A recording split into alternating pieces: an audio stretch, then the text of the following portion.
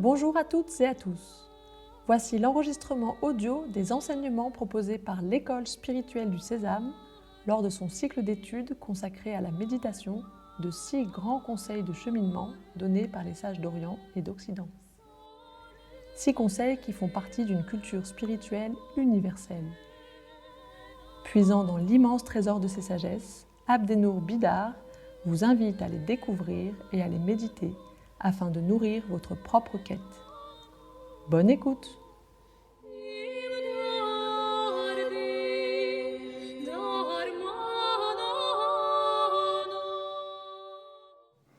Bonjour. Bismillahirrahmanirrahim, comme on dit chez nous. Nous commençons ce matin nos séances d'études consacrées au thème du voyage spirituel.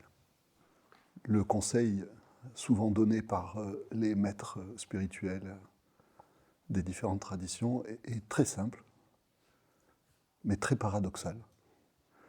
Ils nous disent « Partez au plus loin pour revenir au plus près. » Partez au plus loin pour revenir au plus près. Quittez tout. Et surtout, quittez-vous. Quittez-vous, c'est-à-dire abandonnez derrière vous, détachez-vous d'une identité que vous croyez être la vôtre et qui est illusoire, ou au moins qui est une identité superficielle, une identité de surface, un moi transitoire, éphémère, qui ne dure pas, qui n'est peut-être que de la fumée, et que vous prenez pour la réalité de vous-même. Quittez tout, et surtout quittez-vous, parce que si vous ne vous quittez pas, vous ne partirez nulle part. On en connaît en effet des voyages au plus loin de la Terre. On va se dépayser dans un autre pays, dans un autre contexte, dans un autre mode de vie. Et pourtant, à notre grande déception, rien ne change parce que le problème, c'est qu'on s'est amené avec soi. Et qu'en ne se quittant pas, on n'a rien quitté du tout. On est le même, ailleurs, avec les mêmes frustrations, les mêmes colères, les mêmes insatisfactions, les mêmes envies, les mêmes pulsions, etc. Et il est très rare de voyager, en réalité, de ce point de vue-là. C'est-à-dire qu'il est très rare d'entreprendre ce voyage dont on dit « Lorsque je suis revenu, je n'étais plus le même ». Mais ce voyage a eu pour moi une valeur initiatique, c'est-à-dire une valeur de passage et de transformation. Le voyage spirituel est ce voyage initiatique par excellence, ce voyage de transformation par excellence, ce voyage dont on revient au plus près de soi, mais bouleversé, transformé, plus près de soi, parce qu'on a quitté un moi inauthentique pour un moi authentique. On a quitté un moi ignorant pour un moi connaissant ou lucide. On a quitté un moi mortel, dirait Platon, pour retrouver en nous, par la réminiscence, c'est-à-dire par le souvenir de ce que nous sommes vraiment, l'âme immortelle que nous sommes en réalité, qui n'avait jamais cessé d'être, qui était toujours là, mais qui était devenue ignorée dans les tréfonds de notre moi profond. Voilà ce à quoi je vous invite ce matin à méditer avec moi sur le voyage spirituel comme ce plus grand des voyages, puisque en partant ainsi au plus loin de soi, on revient au plus près de soi, c'est-à-dire, et là encore je vais employer une parole traditionnelle, une sagesse traditionnelle à peu près universelle, c'est un voyage par lequel on va mourir et renaître.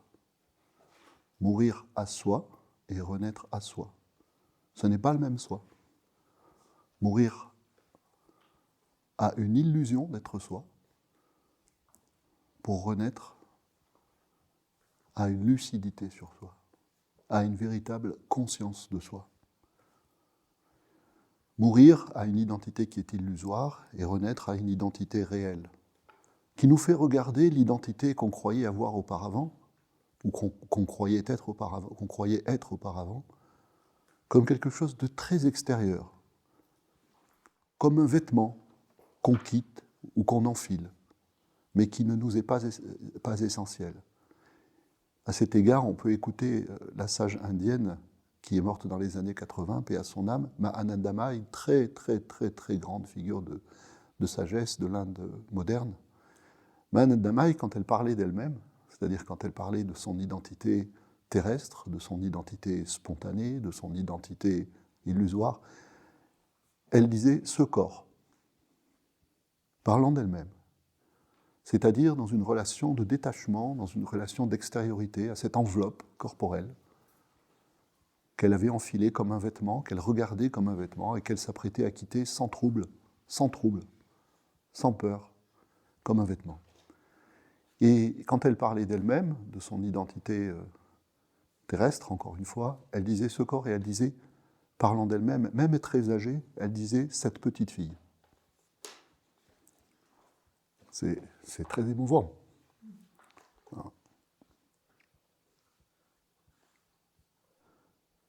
Voilà. Les sagesses sont plus précises. Elles sont plus précises au sujet de ce que nous devons non seulement abandonner, mais au sujet de ce que nous devons trouver. Elles caractérisent précisément cette identité réelle qui est la nôtre. Alors je vais essayer d'entrer un peu dans ce qu'elles nous disent de cette identité réelle. Ces sagesses nous disent « Réalisez que votre essence est universelle ». Je le dis d'abord d'une manière qui peut paraître un peu abstraite. Réalisez que votre essence est universelle. Universelle, ça veut dire elle n'est pas individuelle. Vous n'êtes pas que cela, cette identité individuelle que vous croyez avoir ou que vous croyez être. Votre essence est universelle, c'est-à-dire votre véritable identité embrasse toute chose. C'est ça la signification d'universel. En réalité, universel, ça veut dire amour. Parce que c'est l'amour qui embrasse toute chose. Et c'est en réalisant que notre identité embrasse toute chose qu'on peut véritablement aimer. Parce qu'alors on n'est plus séparé de rien. L'amour, c'est la réalisation de l'état d'union, d'unité avec toute chose. C'est embrasser toute chose. Est-ce que vous faites cette expérience de vous-même ? Voilà où vous attend le voyage spirituel, le voyage initiatique, le voyage de transformation, jusqu'à la réalisation de cette essence universelle, jusqu'à la réalisation de cette conscience universelle. Réalisez que vous êtes essence universelle qui embrasse toute chose, réalisez que vous êtes conscience universelle qui embrasse toute chose.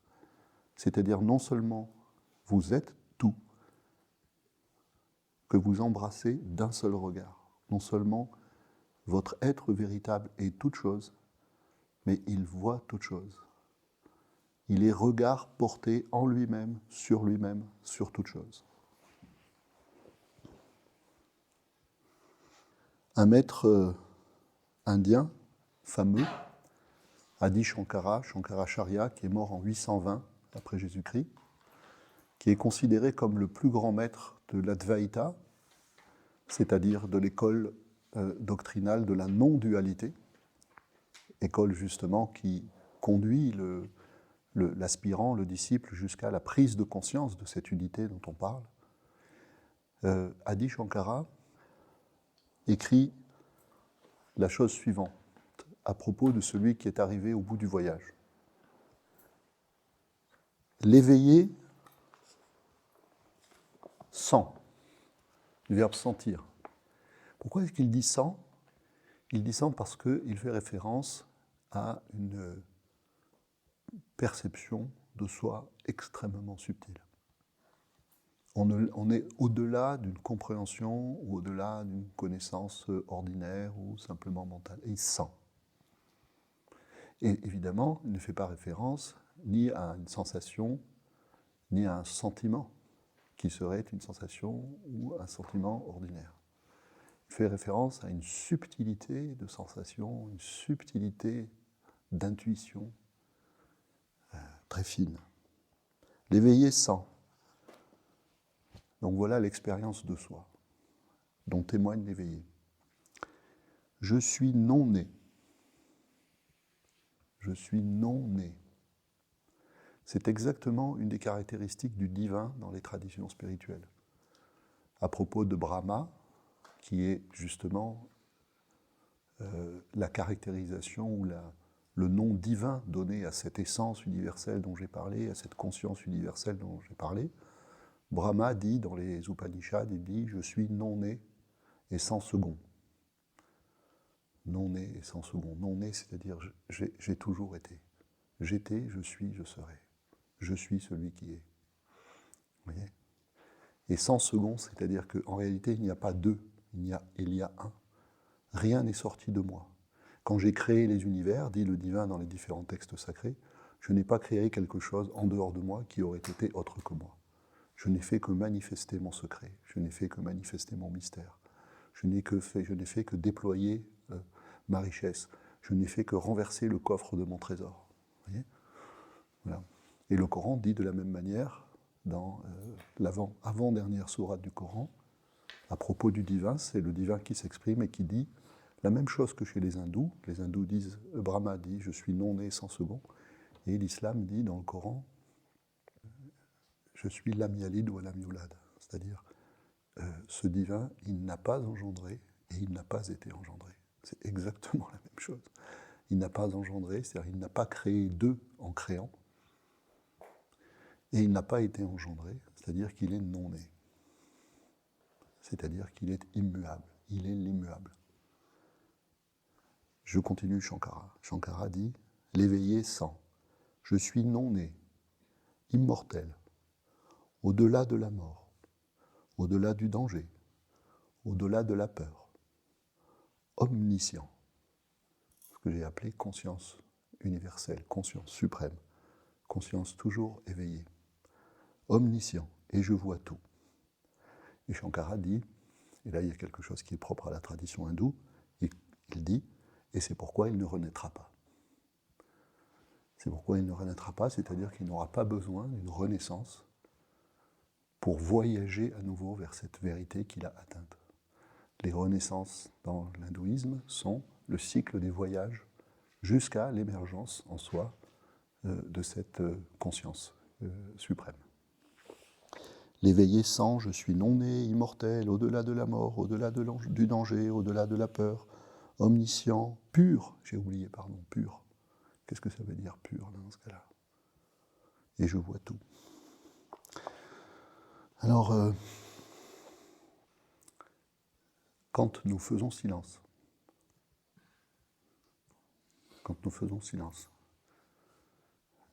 nous essayons de retrouver ou de laisser émerger en nous-mêmes cette conscience. Quand nous faisons silence collectif, nous rassemblons nos différentes consciences dans un nous.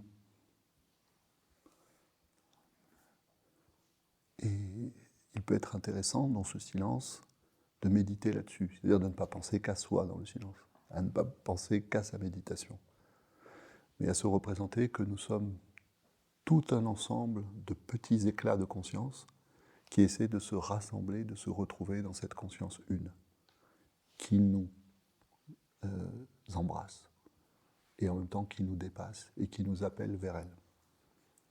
Vous voyez, c'est la raison pour laquelle on parle à propos de tous les rites, d'ailleurs, pas seulement le silence, mais c'est un mot qui est synonyme du terme de rite, on parle de communion.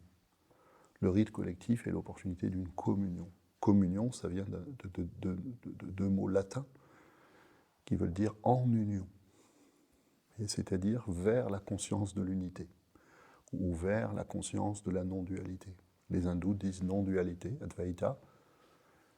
Les musulmans, à l'autre bout de l'histoire des traditions spirituelles, parlent de tawhid, c'est-à-dire d'unité et de conscience de l'unité. C'est la même chose, en réalité.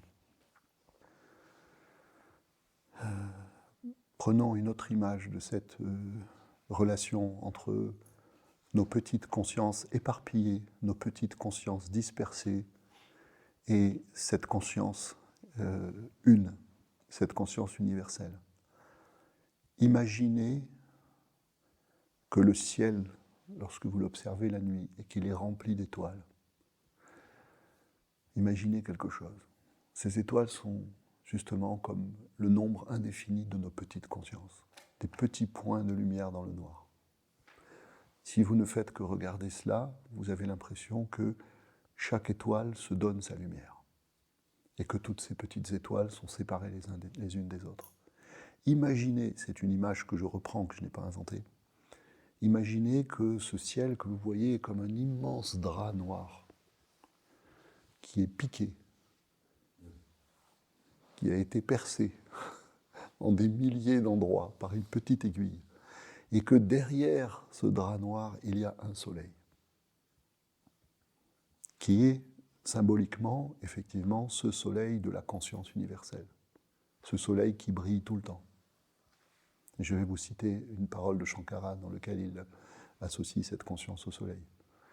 Et à ce moment-là, vous regardez la lumière des petites étoiles de manière différente, parce que vous vous rendez compte que chaque étoile ne se donne pas sa lumière, et que ces petites étoiles ne sont pas séparées, et que chacun de nos éclats de conscience est un rayon de ce soleil qui brille derrière et qui est unique.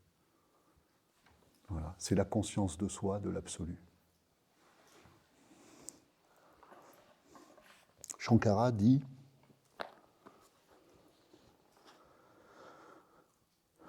La conscience en elle-même voit tout. Elle est omniprésente et pure. Elle connaît toujours tout par sa lumière constante, de même que le soleil toujours illumine tout par sa lumière, qui jamais n'apparaît ni ne disparaît. »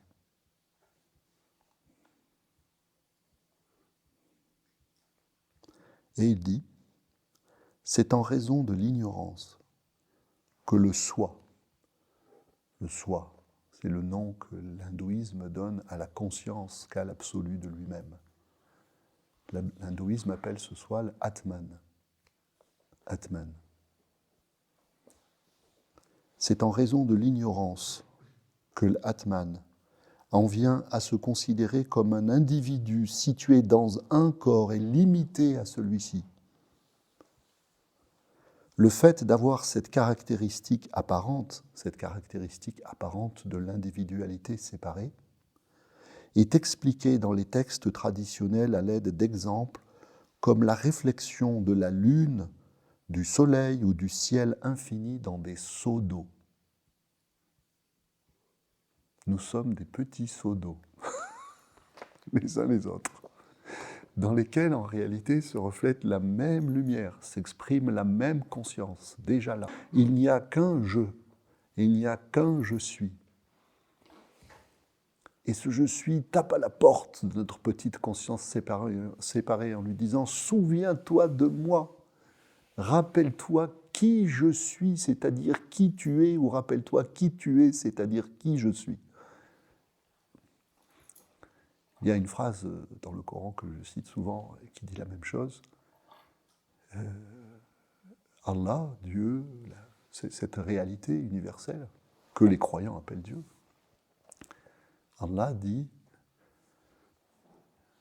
je le dis en arabe, « Innani anallah la ilaha illa ana » c'est-à-dire, en vérité, je suis Allah, il n'y a de réalité que moi.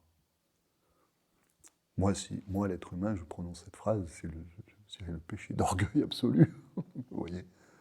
Donc, qui peut dire je ? Qui a le droit de dire je ? Qu'est-ce que le je ? Qui suis-je ? La ilaha illa ana. Pas de réalité, sauf moi. Pas de réalité, sauf moi. Pourquoi je répète ? Parce que c'est le résumé du voyage spirituel. Mourir, renaître. Mourir, renaître. La ilaha illallah. La ilaha, pas de réalité. Je meurs à l'illusion. Illallah, sauf moi. Je renais à la conscience pure dont parle Shankara, à la conscience de soi, qui s'aperçoit qu'elle n'est distribuée que de manière superficielle en une multitude de petites consciences et en une multitude, d'atomes dans l'univers, ou dans les univers.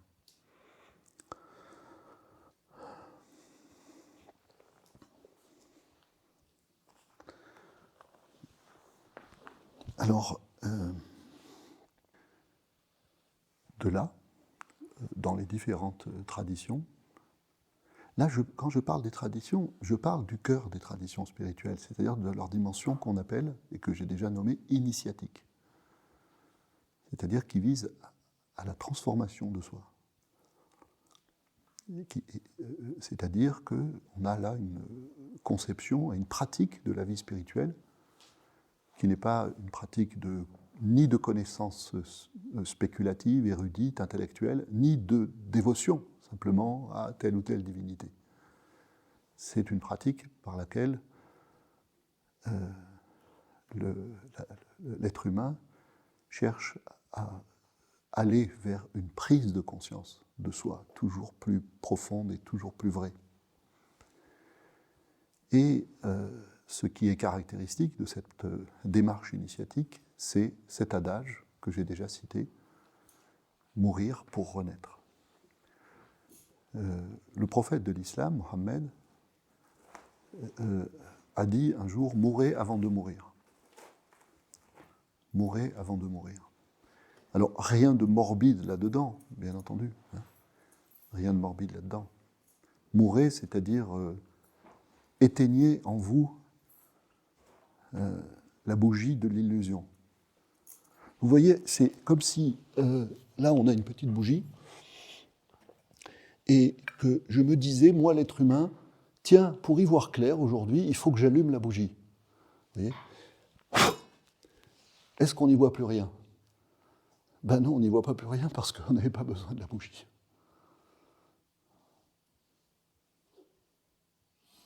La bougie n'est utile que dans la nuit de l'ignorance, pas dans le jour de la connaissance. Vous voyez ? C'est pour ça que j'ai éteint la bougie. Bon. Ça, c'est fait. Donc, mourir avant de mourir. Certains maîtres soufis, par exemple Abu Hassan al-Shadili, il est mort en 1258. C'est une année terrible pour l'islam, c'est l'année de la destruction de l'épicentre de la dynastie des Abbassides, 1258. C'est un grand maître spirituel qui cite, il cite l'évangile de Jean.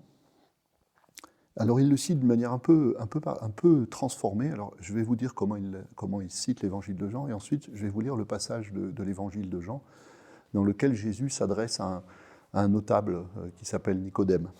Donc Abu Hassan al-Shadili dit que Jésus a dit « Celui qui n'est pas né deux fois n'entrera pas au royaume céleste, ou au royaume des cieux. Celui qui n'est pas né deux fois né. » Là aussi, on a un thème qui est vraiment universel, où rené, celui qui n'est pas rené, c'est l'origine du prénom français René d'ailleurs, celui qui n'est pas né deux fois, eh bien, lui n'entrera pas au royaume des cieux comme figuration symbolique, non pas d'un au-delà paradisiaque, mais d'un état qui est l'état dont on a parlé, c'est-à-dire un état de conscience de soi achevée ou parfaite.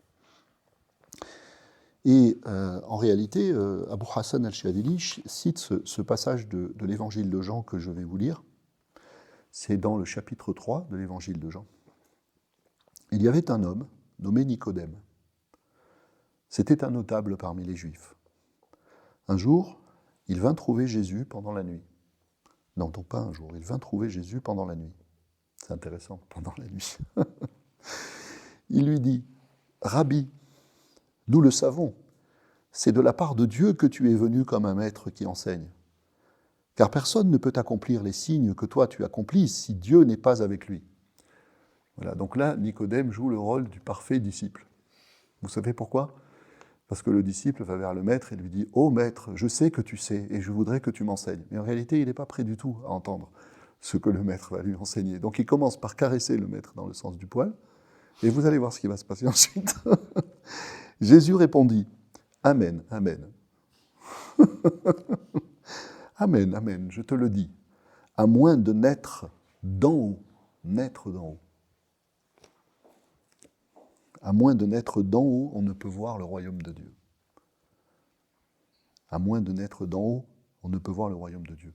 Et là, on se dit, si Nicodème est vraiment un disciple de Jésus, il se tait, et il médite l'enseignement qui lui a été donné. Tout est dit. Mais non.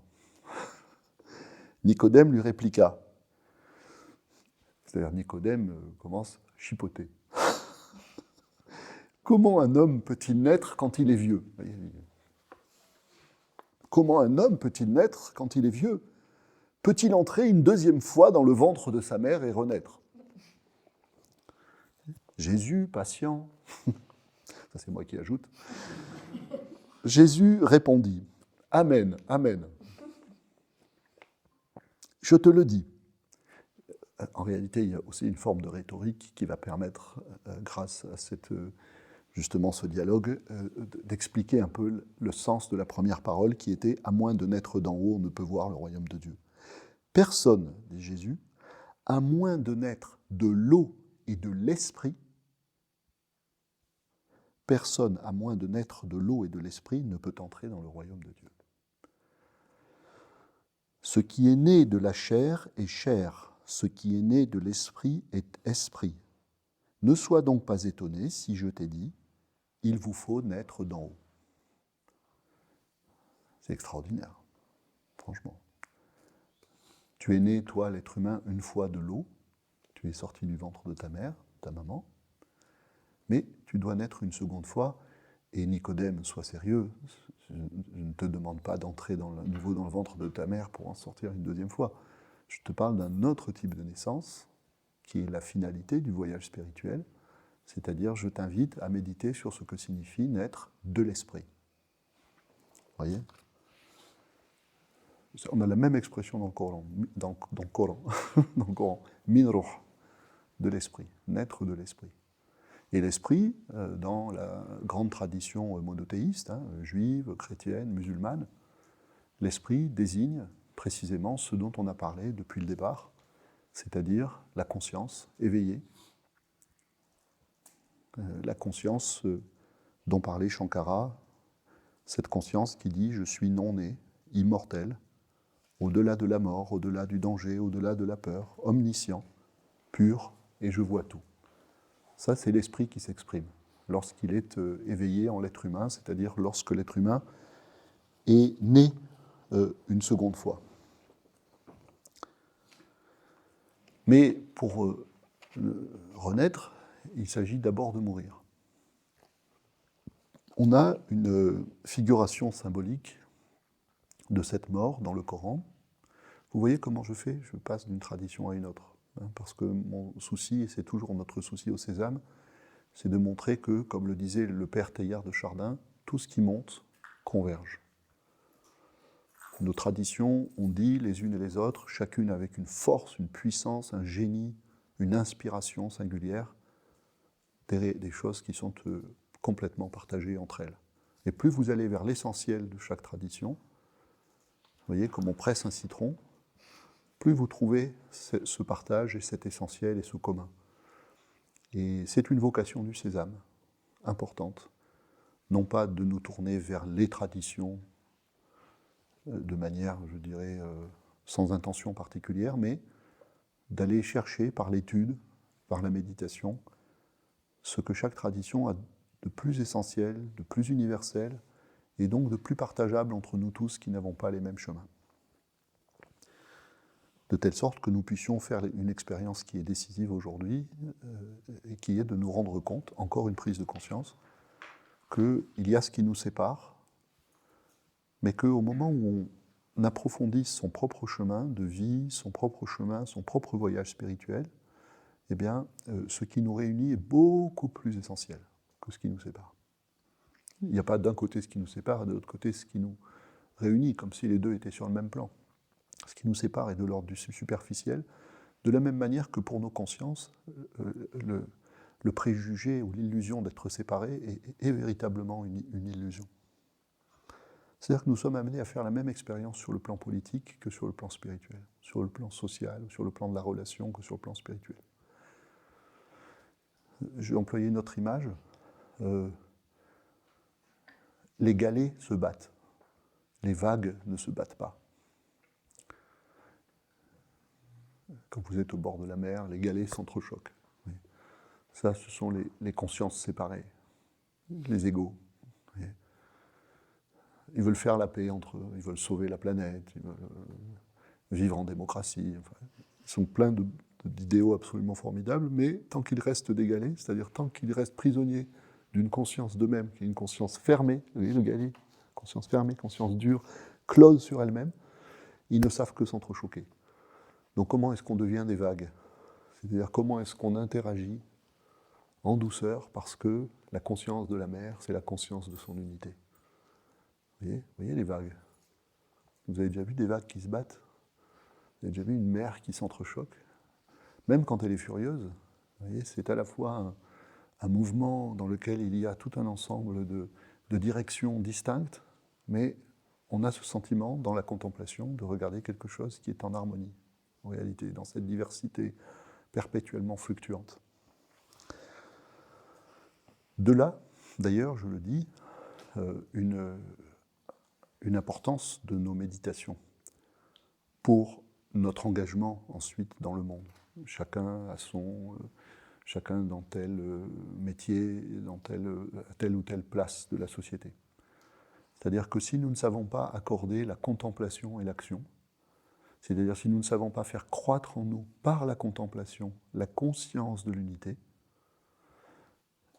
nous allons rester divisés intérieurement, et étant divisés intérieurement, nous ne pourrons apporter dans la société que la guerre, que la division, même avec les meilleures intentions du monde, même avec les plus belles idéologies qu'on puisse trouver. Vous voyez ? Bon. Alors, cette mort à soi-même, est figurée dans le Coran par un récit très fameux qui est dans la sourate 7, la sourate des murailles, Al-A'raf.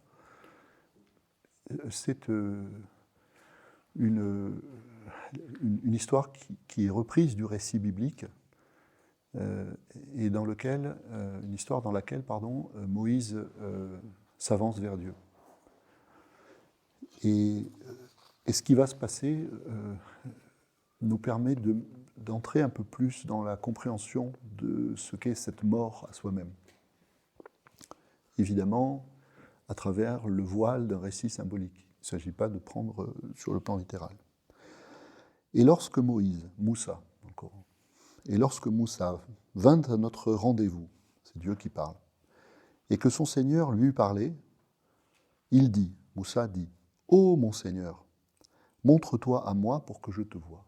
Montre-toi à moi pour que je te voie. » Il dit, le Seigneur répond, cette conscience, cette essence universelle, cet absolu qui parle, cet absolu qui dit « je », dit « Tu ne me verras pas.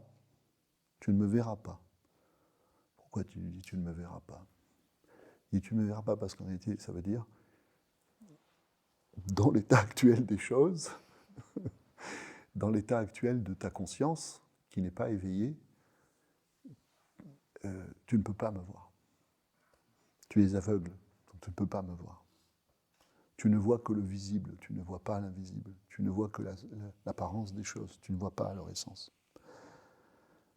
Mais Dieu, qui est miséricordieux, comme chacun sait, sauf quand il est en colère, comme chacun sait, Dieu lui dit, tu ne me verras pas, mais regarde le mont, la montagne. Si ce mont tient en place, alors tu me verras.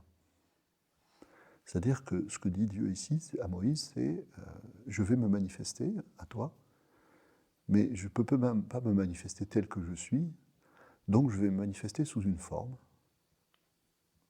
qui est à ta mesure, qui est à la mesure de ton regard.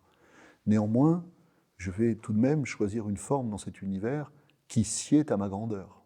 Donc je vais me manifester sous la forme d'une montagne, parce que la montagne symbolise mon altitude, en réalité, c'est-à-dire l'altitude de ma réalité. Si ce mont tient en place, alors tu me verras. Mais lorsque son Seigneur se manifesta au mont, il le pulvérisa. Donc là, il y a une indication symbolique, la montagne est réduite en poussière, ce qui est aussi dans le Coran une indication symbolique très fréquente relative à ce qu'on appelle dans les eschatologies la fin des temps. Eh bien, le mont est pulvérisé.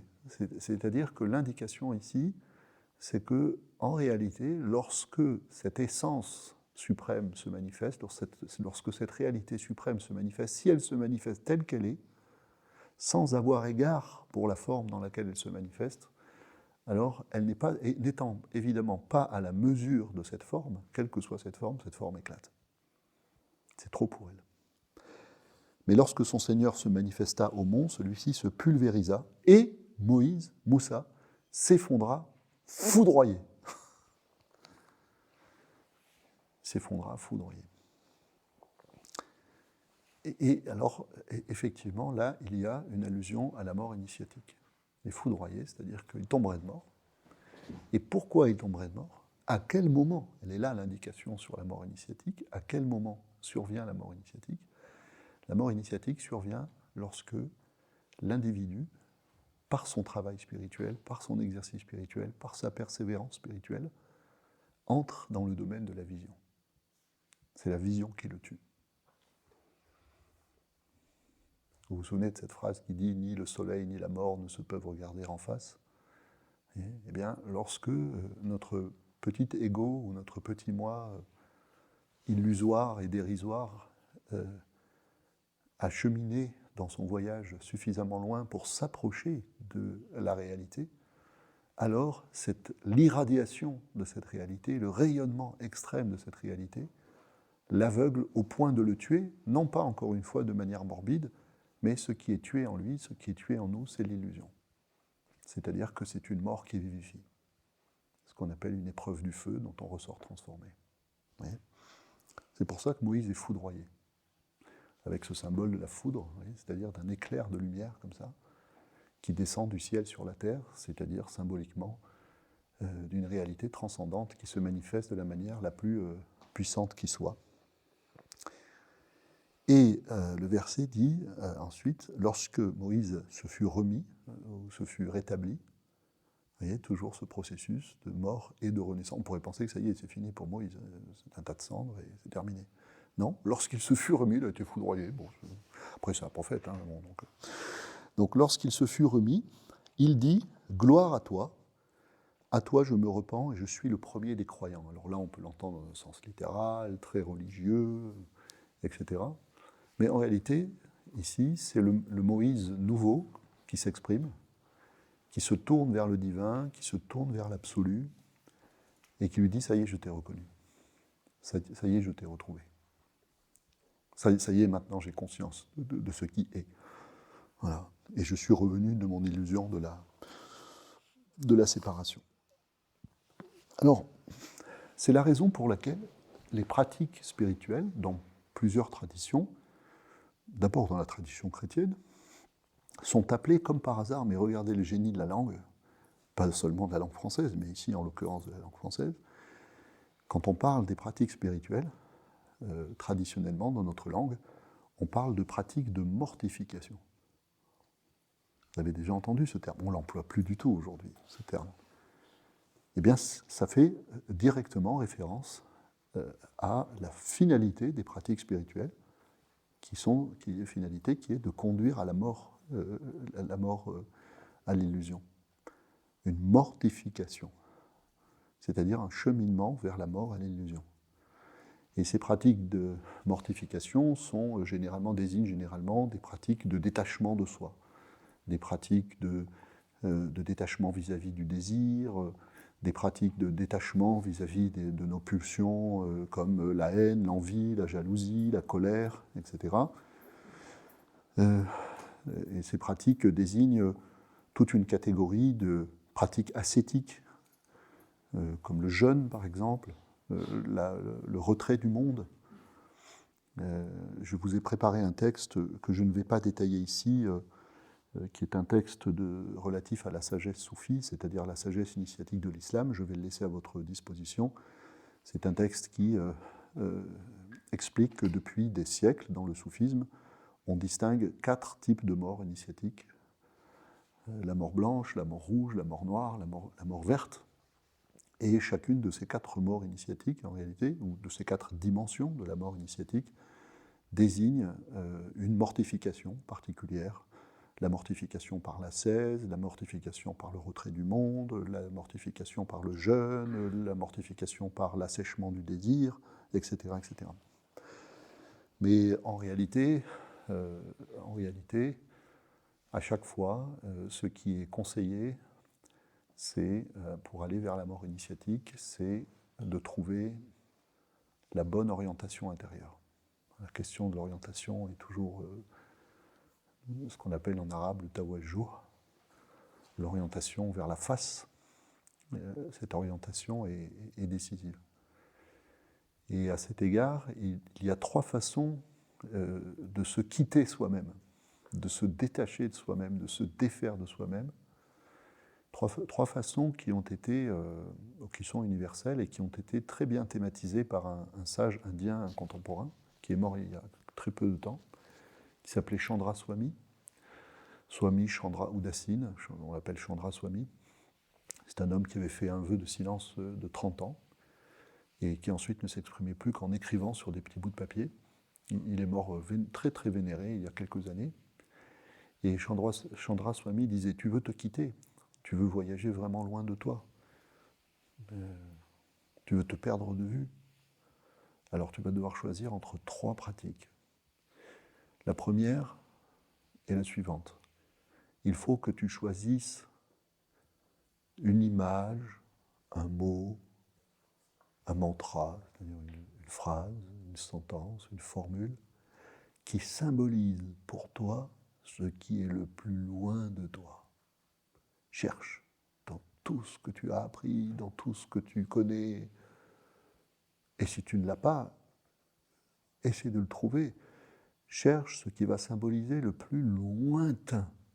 Peut-être l'idée de Dieu, c'est-à-dire peut-être l'idée du tout autre, de l'altérité radicale, de la transcendance radicale. Mais peut-être aussi l'au-delà du ciel, simplement, sans que cet au-delà du ciel soit nommé. Ce plus lointain au dehors, ce plus lointain au dedans, ce plus lointain en haut, ce plus lointain en bas. Ce plus lointain en haut, c'est fais tendre ton regard vers l'au-delà du ciel. Ce plus lointain en bas, c'est descends en toi-même le plus profondément possible. Plus haut que le ciel, plus bas que ta terre intérieure. Vous voyez ?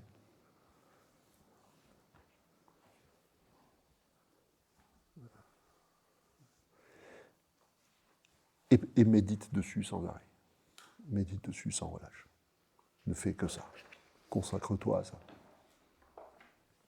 Tout le reste, tu l'expédies comme des affaires courantes.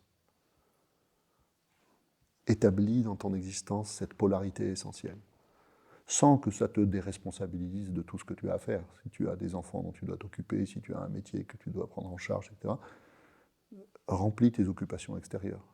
Mais que ton attention intérieure ne soit plus jamais distraite. Entraîne-toi tous les jours, exerce-toi tous les jours, à ce que ton attention, ton orientation intérieure ne soit jamais distraite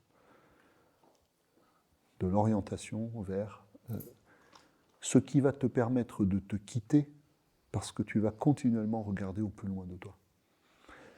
Et Chandra Swami dit, il y a une deuxième façon de se quitter soi-même, de mourir à soi-même, de voyager au plus loin de soi. Il dit, c'est...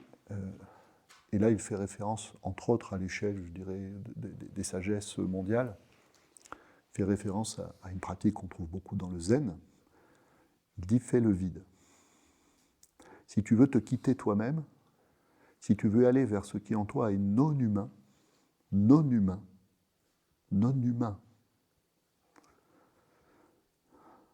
là, on n'est pas dans une pratique de bien-être. Je me fais plaisir, je me caresse dans le sens du poil, non humain. Débarrasse-toi de toute expérience humaine. C'est-à-dire, fais le vide. Je fais le compte de ce dont on doit faire le vide, de toute sensation, de tout sentiment, de toute émotion, de tout désir, de toute peur, de toute imagination, de tout souvenir, de toute compréhension, de toute connaissance. Fais le vide. Établis-toi dans le vide. Vide, vide, vide, vide, vide, vide, vide. C'est très, très, très, très difficile. Comme disent les maîtres zen, souvent, au bout de 40 ans, on peut commencer. Et c'est évidemment pas une boutade. Hein.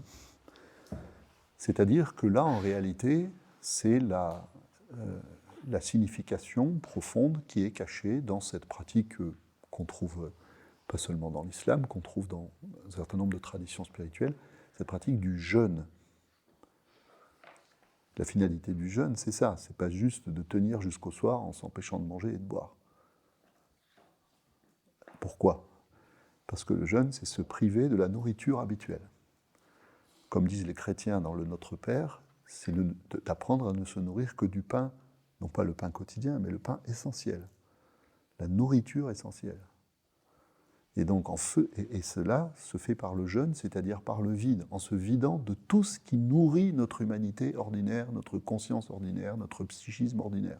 Je me nourris de quoi, moi, l'être humain ? Je me nourris de ce que je vois, je me nourris de ce que je sens, je me nourris de ce que je désire, je me nourris de ce que je vise, pardon. Je veux m'accomplir, je veux me réaliser, je veux être aimé, je veux être reconnu. Voilà la nourriture. Ça, c'est la nourriture ordinaire. On est toujours en train de manger. On est toujours en train de passer à table. Dans la moindre de nos sensations, dans la moindre de nos pulsions. Et cette pratique ascétique du vide nous dit, attention, retiens-toi, et en particulier dans tes temps de méditation, parce qu'il faut bien commencer à un moment donné de la journée, il faut bien commencer quelque part, eh bien, débarrasse-toi de tout cela. N'éprouve rien. Tu penses que tu veux aller faire ta méditation pour te sentir bien ? Pour te retrouver, pour t'aligner, pour te reconnecter, pour tout ça. Alors, je suis vraiment désolé, mais non, pas chez nous. Voilà ce que va dire, par exemple, ce qu'on va vous dire dans un certain nombre d'écoles de zen, par exemple. Et Chandra Swami dit, la troisième façon de se quitter soi-même, de voyager au plus loin de soi, c'est de devenir spectateur de soi. Spectateur de soi, c'est-à-dire de se regarder du dehors. Ah, là aussi, très difficile. Se regarder du dehors. C'est Mahananda Mai qui dit « ce corps parlant d'elle-même, cette petite fille parlant d'elle-même. Je me regarde du dehors. Je me vois, c'est-à-dire que je prends vis-à-vis de moi cette distance de l'extériorité. » C'est exactement ce que visait, par exemple, l'école stoïcienne dans l'Antiquité. Les stoïciens étaient des adeptes de cette pratique visant à s'observer soi-même pour se détacher de ce moi illusoire en le regardant comme un autre que soi. Le stoïcien disait regarde ta colère, regarde ta peur, tu as peur de perdre ceci ou cela, tu as peur de perdre la vie, bien sûr, mais tu as peur de perdre les êtres qui te sont chers, tu as peur de perdre une position sociale, tu as peur de perdre ceci ou cela. Essaie de cultiver, et en réalité, la vie te donne continuellement des opportunités pour cet exercice spirituel. Apprends à regarder cela de l'extérieur. Et jusqu'à ce que, attention, c'est subtil, jusqu'à ce que la conscience de tout cela comme spectacle te révèle à toi-même comme spectateur, différent de tout cela. C'est-à-dire jusqu'à ce que tu t'aperçoives que tu n'es pas cela. Tu n'es pas ce petit être humain qui a peur, ce petit être humain qui désire, etc., etc. Tu es autre chose. Et cet autre chose est non humain, et tu ne peux pas le nommer. Et quand tu vas renaître à toi-même, eh bien, tu feras une expérience très très particulière, très étrange, dont il ne faudra surtout parler à personne, pour ne pas qu'on te mette dans un asile de fous. C'est que tu es non humain dedans et humain dehors. Ou divin dedans, humain dehors.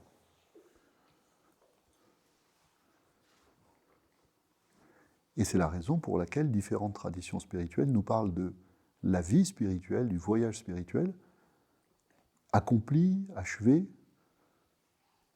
comme étant un voyage qui passe d'abord par une désidentification. Je me désidentifie de tout ce que je croyais être. Je m'en sépare. Je reviens de l'illusion. Et ensuite, quand je reviens à moi-même, comme Moïse après avoir été foudroyé, Moïse qui se remet très bien, hein, je renais, et là, les traditions spirituelles nous disent, alors là, tu es entré dans la phase ultime du voyage spirituel. C'est-à-dire qu'après t'être désidentifié, après avoir déposé le vêtement de ton corps, déposé le vêtement de ton âme, t'être rendu compte que ce ne sont que des vêtements, si tu n'es pas mort, au sens cette fois-ci véritablement littéral, c'est-à-dire si tu fais cette expérience dans cette vie, si tu es, comme disent les hindous, un délivré vivant, alors, eh bien, il va falloir que tu remettes le vêtement sur tes épaules. Et là, les traditions nous disent, et celui qui a symbolisé cela de la manière, je dirais, à l'échelle universelle, peut-être la plus puissante, ils sont deux, c'est Jésus, c'est le Bouddha, c'est l'incarnation. L'incarnation. C'est-à-dire, je me suis rendu compte que j'étais esprit, et cet esprit a encore un peu de temps à passer dans la chair. C'est-à-dire qu'il a encore un peu de vie terrestre qui s'offre à lui. Mais là, c'est loin, hein, tout ça. C'est loin. C'est loin, mais une des vocations des études au Sésame, c'est d'ouvrir le chemin devant le regard. Vous voyez, il faut qu'on puisse savoir où on va, d'une certaine façon, même si ça nous prendra probablement du temps d'aller jusque-là. Mais que peut-être ça ne sera pas pour cette incarnation, si je parle comme les hindous. Vous voyez, peut-être que là, pour l'instant, je vais faire simplement un petit bout du chemin. Mais quand je fais un petit bout du chemin, si je vais au Japon, je ne vais pas aller au Japon dans la journée. Par contre, c'est bien que dès maintenant, je parte un peu dans la direction du Japon. Donc je sache où est le Japon. Je ne vais pas prendre un avion pour l'Afrique du Sud. Vous comprenez, hein? C'est-à-dire qu'on pourrait se dire, par rapport à ces considérations spirituelles, qui sont des considérations spirituelles de très très haut niveau, de très haute volée, ce qui nous a été transmis vraiment de plus essentiel par les maîtres, pour se dire, mais moi, ma vie spirituelle, c'est des petites choses, c'est trop pour moi, je ne suis pas à la hauteur de ça, je ne suis pas concerné par ça. Moi, j'ai des besoins spirituels qui sont plus élémentaires. C'est vrai, soit. Néanmoins, il est important, dès les premiers pas, de partir dans des directions qui sont des grandes directions. Voilà. Bon. Alors, justement, je vais terminer là-dessus pour ce matin. Justement, l'enjeu, l'intérêt, l'importance de ces aperçus sur le voyage est de nous renvoyer à nous-mêmes. De nous renvoyer à nous-mêmes, c'est-à-dire de nous interroger en particulier sur notre pratique spirituelle quotidienne. Est-ce que j'ai, voilà, ça me renvoie à moi-même et je me pose cette question, est-ce que j'ai une pratique spirituelle qui m'engage dans un voyage initiatique? Est-ce que j'ai une pratique spirituelle qui m'engage au moins dans les premières étapes de ce plus long de tous les voyages? Ou pas? Donc la question ici que je me pose à moi-même, si je la développe, la question est, qu'est-ce que je demande à ma pratique? Comment j'oriente ma pratique, quelle qu'elle soit?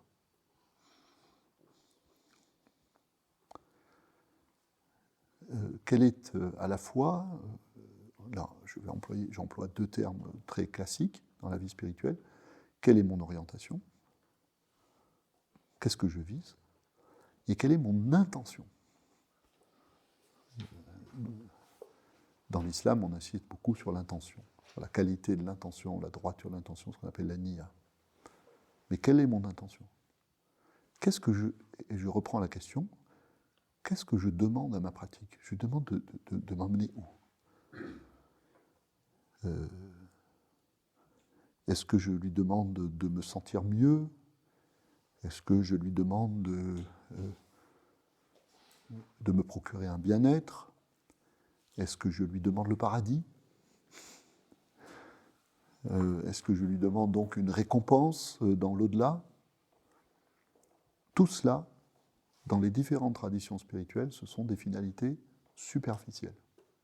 Ce sont des finalités qui sont les finalités de la conscience la moins éclairée sur les buts. Ou est-ce que je lui demande de me permettre au quotidien de viser une expérience, cette expérience dont on a parlé, qui est une expérience d'un autre ordre, qui est une expérience du voyage vers le non-humain? Est-ce que je lui demande, je vais le dire de plusieurs manières, est-ce que je lui demande de galvaniser, c'est-à-dire de forger mon noyau d'immortalité?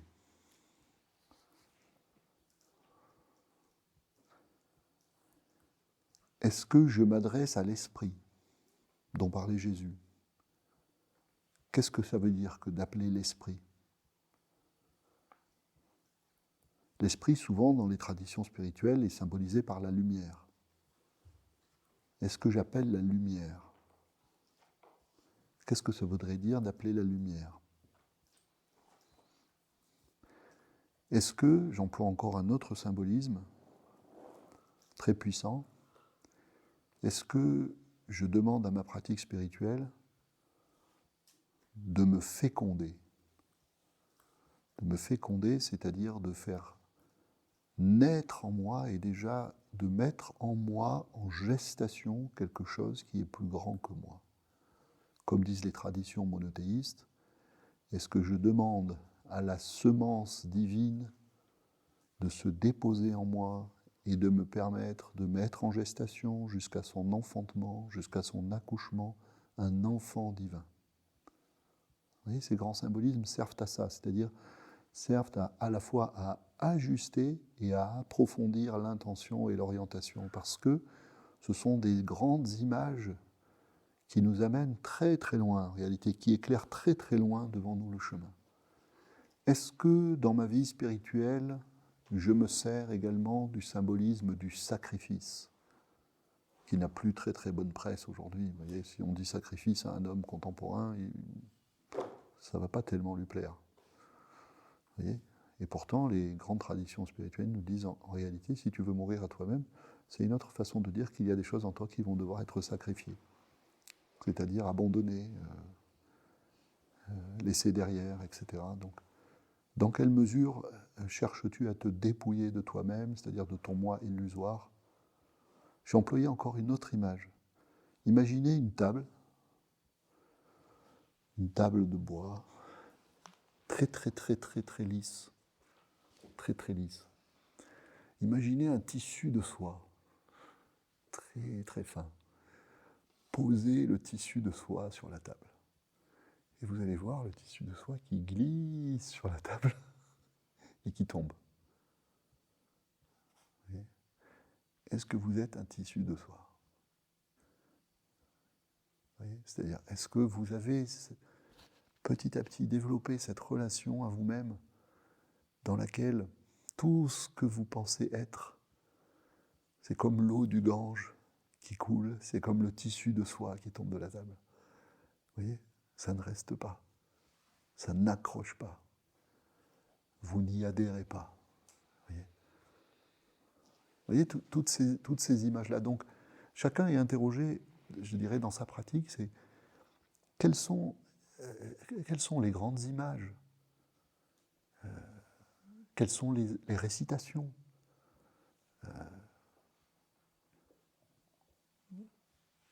qui vont me mettre sur ce chemin-là. Et je vais m'arrêter sur cette formule, ce chemin qui me permet, à moi, l'être humain, d'enjamber les univers. D'enjamber les univers. Et de me rejoindre moi-même, par-delà moi-même. Comme dit Annick de Souzenel, va vers toi.